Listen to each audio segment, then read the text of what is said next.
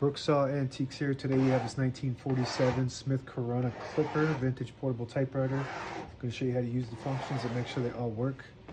Behind the carriage are the margins, and you just push the button and move them. And you just want to make sure they're in between these two paper fingers up front, or else you'll get stuck on them. So we'll test those. And I like them right on the edge so you have as much clearance as possible. And it looks like we're good.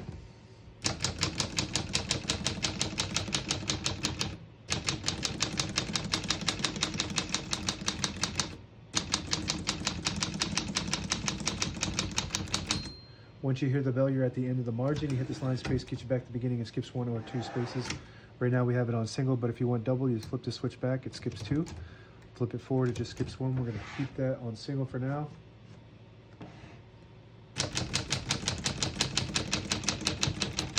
As you can see, all the keys type nice and none of them skip or stick. I'll type a sentence in red on the next line and switch from black to red. There's a switch on the right here. Flip it all the way down to that red dot. It prints the bottom portion of the ribbon.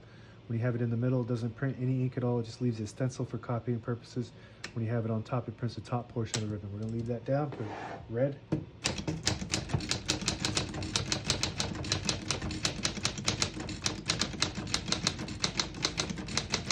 Beautiful.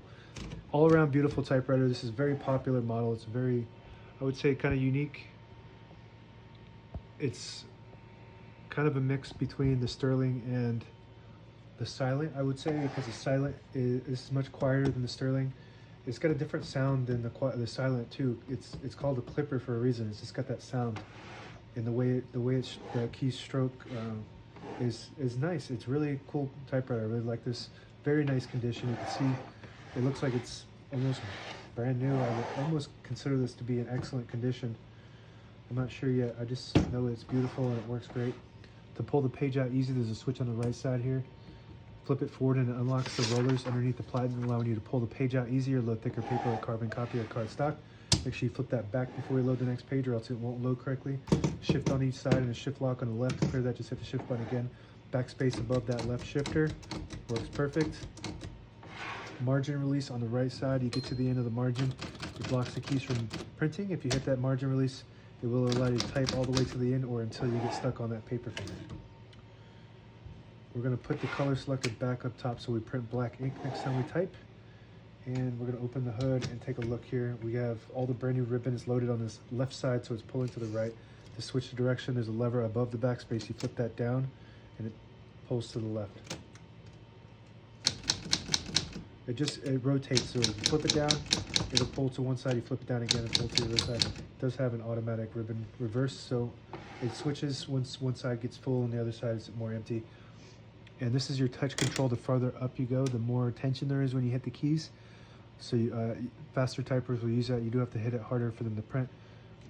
Lower, you don't have to hit them as hard for them to print, but they don't respond as fast.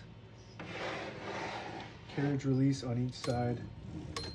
Very, very smooth. This is really nice. And it does have a carriage lock, I think. So you push this lever down and then put it in the middle and it locks the carriage. So you can protect the escapement and the knobs when you have it in the case. Here's a carriage release on this side. Super smooth. And this little knob here, if you pull it out, it'll disable the spacing so you can get to an exact spot on the page. You push it in, and you get those clicks. Each one of those clicks is 1 space. And that's it. Now available on eBay or Etsy. Search Brooksaw Antiques.